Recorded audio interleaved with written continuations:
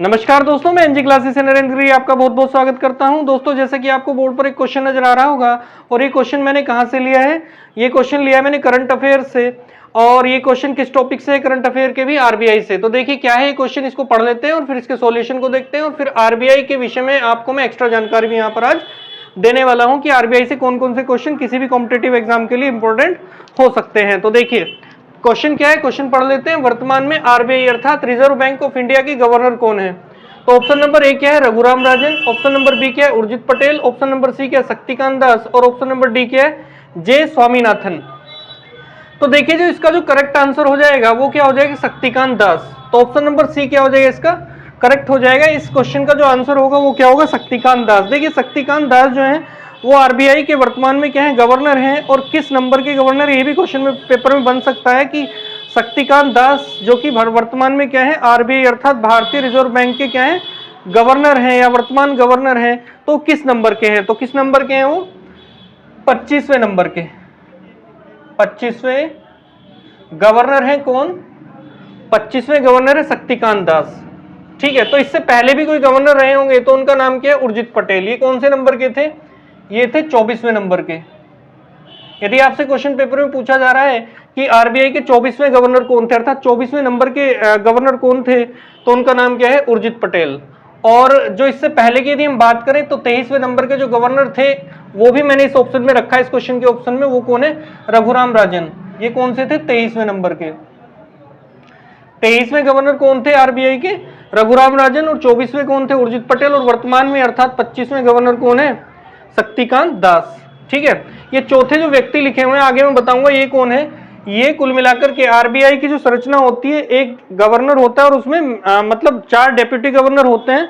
तो ये क्या है, अब वर्तमान में एक उन चारों में से क्या है, एक डेप्यूटी गवर्नर है। अभी लिखवाऊंगा मैं चारों के चारों डेप्यूटी गवर्नर जब आरबीआई के विषय में मैं आपको जानकारी देने वाला हूं। तो देखिए यहां पर सबसे पहले हम बात कर लेते हैं कि आरबीआई की जो मतलब स्थापना हुई थी, आरबीआई के विषय में कुछ एक्स्ट्रा जानकारी देखते हैं, एक्स्ट्रा नॉलेज जो होगी। सबसे पहला क्वेश्चन क्या रहेगा, यहाँ से क्वेश्चन में क्या पूछ सकता है कि आरबीआई की स्थापना कब हुई थी। देखो किस तरीके से क्वेश्चन बन सकते हैं, आरबीआई की स्थापना कब हुई थी, आरबीआई का राष्ट्रीयकरण कब हुआ था। उसके बाद में पूछा जा सकता है कि आरबीआई का मुख्यालय कहाँ है वर्तमान में। और उसके बाद में ये भी क्वेश्चन बन सकता है कि आरबीआई के प्रथम गवर्नर कौन थे। ये क्वेश्चन ये भी बन सकता है कि प्रथम भारतीय गवर्नर कौन थे। ये यहाँ से ऐसे ऐसे इंपॉर्टेंट क्वेश्चन पिछले पेपर्स में देखे गए हैं। तो अब भी क्या है, वर्तमान पेपर्स के लिए भी क्या है, ये इंपॉर्टेंट क्वेश्चन है। वर्तमान एग्जाम के लिए क्या है ये मतलब इंपॉर्टेंट क्वेश्चन रहेंगे। तो देखिए सबसे पहला क्वेश्चन रहेगा यहाँ से, स्थापना। आरबीआई की जो स्थापना हुई थी वो हुई थी 1 अप्रैल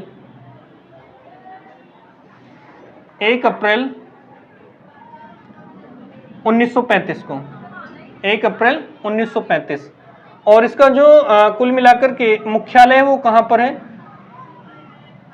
मुख्यालय, इसका जो मुख्यालय है वो मुंबई में है, मुंबई, महाराष्ट्र। महाराष्ट्र की ही राजधानी है क्या, मुंबई। जिसको फिल्म सिटी भी बोला जाता है, फिल्म सिटी ऑफ इंडिया क्या है, मुंबई हो जाएगा। उसके बाद में मुंबई के बारे में एक जानकारी मैं आपको देना चाह रहा हूं कि मुंबई क्या है, एक द्वीप पर बसा हुआ है और उस द्वीप का नाम है सालसेट द्वीप। मैं लिखे देता हूं यहाँ पर, इसको भी कभी पेपर में मिल जाए। तो यहाँ पर क्या होगा, मुंबई किस द्वीप पर बसा हुआ है, सालसेट द्वीप पर बसा है, सालसेट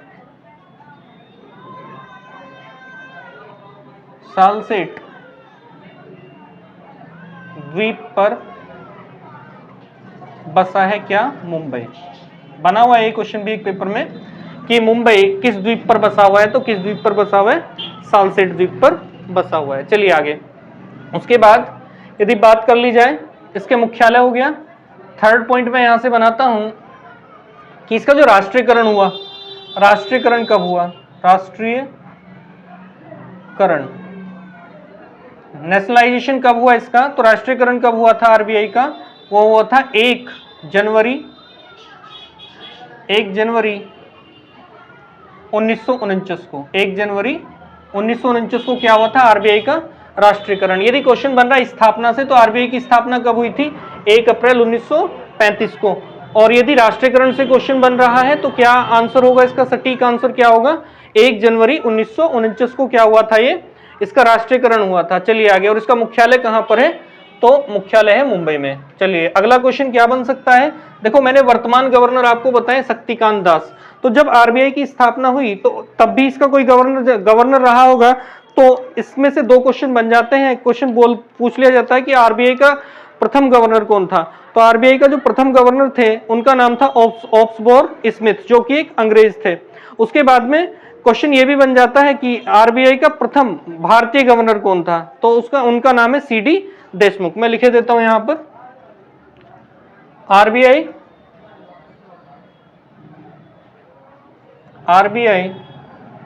के प्रथम गवर्नर।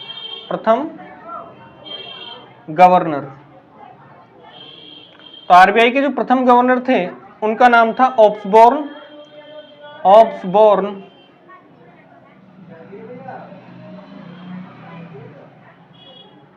स्मिथ।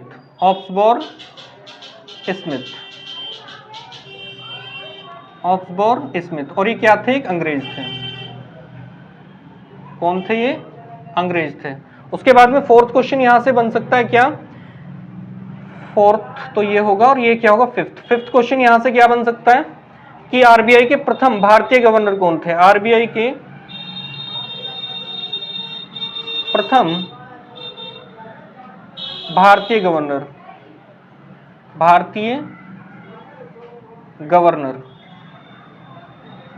तो आरबीआई के जो प्रथम भारतीय गवर्नर थे उनका नाम है सीडी देशमुख।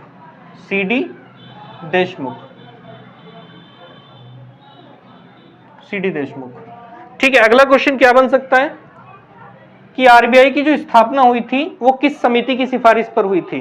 वो किस समिति की सिफारिश पर हुई थी आरबीआई की स्थापना? उस समिति का नाम भी क्वेश्चन पेपर में पूछ लेता है कभी कभी।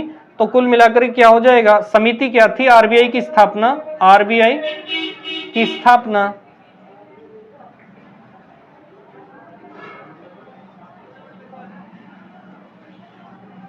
हिल्टन यंग कमेटी की सिफारिश पर की गई थी। हिल्टन यंग कमेटी अर्थात कमेटी को क्या बोलते हैं हिंदी में? समिति। हिल्टन यंग कमेटी की सिफारिश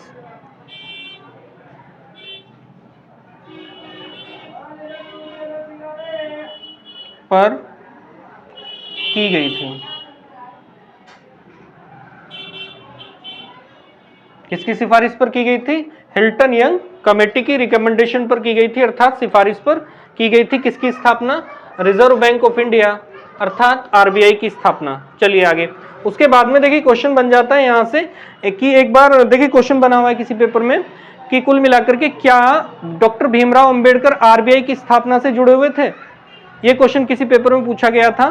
तो बिल्कुल ये क्या है? बिल्कुल सही बात है। उन्होंने इसके संदर्भ में एक पुस्तक भी लिखी है जिसका नाम है the problem of Indian rupee, its origin and it's solution. तो इसके बारे में भी लिखे देता हूं यहां पर, इसके विषय में भी देखिए यहां लिखे देता हूं मैं इस बात को। 7 पॉइंट क्या हो जाएगा? डॉक्टर भीमराव अंबेडकर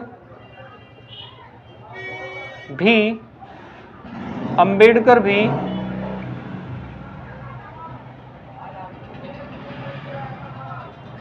आरबीआई की स्थापना से जुड़े हुए हैं।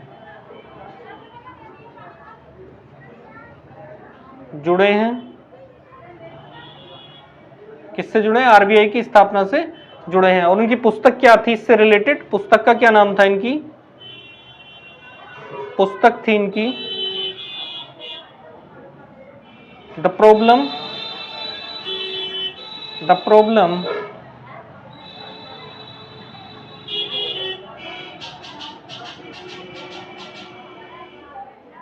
ऑफ इंडियन रूपी,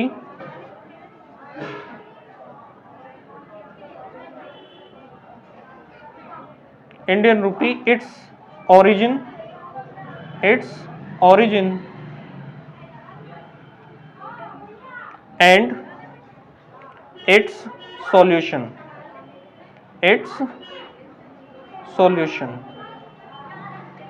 ये पुस्तक लिखी थी किसने? डॉक्टर भीमराव अंबेडकर ने। किसके रेस्पेक्ट में? आरबीआई के रेस्पेक्ट में, अर्थात आरबीआई के संदर्भ में, आरबीआई की स्थापना के संदर्भ में ये पुस्तक लिखी थी किसने? डॉक्टर भीमराव अंबेडकर जी ने। उसके बाद में आगे चर्चा करें तो इसकी स्ट्रक्चर कैसी होती है उसके बाद में देख लेते हैं हम, उसके बारे में, उसके विषय में देख लेते हैं। तो इसमें क्या होता है, कुल मिलाकर के 8 पॉइंट हो जाएगा। संरचना यदि मैं इसकी देखूं, संरचना में क्या होता है, एक गवर्नर होता है, एक governor plus 4 deputy governor, deputy governor भी बोल सकते हैं इंग्लिश में, डिप्टी गवर्नर। तो वर्तमान में जो डिप्टी गवर्नर है उनके विषय में मैं चर्चा कर लेता हूं थोड़ी सी, यहां पर उन नाम को लिख देता हूं, उन नामों को। तो वर्तमान में 4 जो डिप्टी गवर्नर है उनके विषय में चर्चा कर लेता हूं।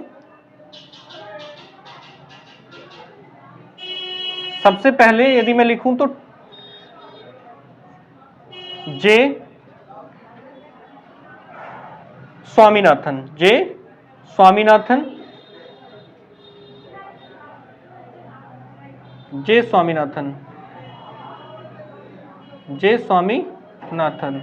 टी रविशंकर,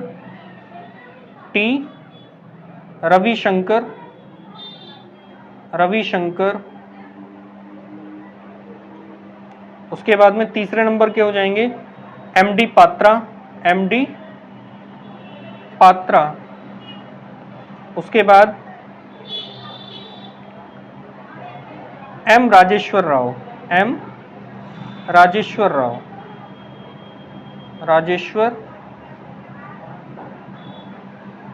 तो देखिए यहां पर क्या होता है, जो आरबीआई की जो संरचना है, स्ट्रक्चर जो है, उसमें एक तो गवर्नर होता है और 4 क्या होते हैं, अन्य डेप्यूटी गवर्नर होते हैं। और वर्तमान स्थिति की यदि मैं बात करूं तो ये वर्तमान में है, किसमें? ये वर्तमान में यदि बात करें तो वर्तमान में गवर्नर कौन है? शक्तिकांत दास, जो कि 25वें नंबर के हैं। और जो वर्तमान में जो 4 डेप्यूटी गवर्नर हैं उनके नाम मैंने यहाँ पर लिख दिया, और एक ऑप्शन में भी मैंने रखा था यहाँ पर जे स्वामीनाथन। देखिए यहाँ पर जे स्वामीनाथन, उसके बाद में कौन है? टी रविशंकर, उसके बाद में हो जाए एमडी पात्रा, उसके बाद में कौन हो जाएगा?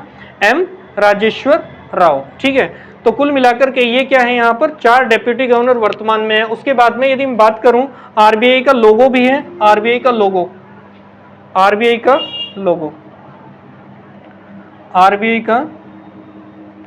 लोगो, तो मैं कहाँ लिखूं इसको मैं लिख देता हूं यहाँ पर, आरबीआई का लोगो। तो आरबीआई के लोगो में जो है 2 चीजें खास हैं, एक तो है जो पेपर में किसी भी पेपर में पूछी जा सकती हैं, एक तो हो जाएगा ताड़ का पेड़ है, और दूसरा क्या है यहाँ पर, दूसरी इंपॉर्टेंट चीज क्या है? बंगाल टाइगर यहाँ पर दूसरी चीज हो जाएगी जो कि इंपॉर्टेंट है, बंगाल टाइगर। ये क्या है? आरबीआई के लोगों में है। तो आरबीआई के लोगों में 2 चीजें इंपॉर्टेंट है पेपर के पर्सपेक्टिव में, कौन कौन सी? एक तो ताड़ का पेड़ और एक क्या है? बंगाल टाइगर। तो जो मैंने यहाँ पर आरबीआई के विषय में आपको जानकारी दी है, ये किसी भी मतलब कॉम्पिटिटिव एग्जाम के लिए मोस्ट इंपॉर्टेंट है।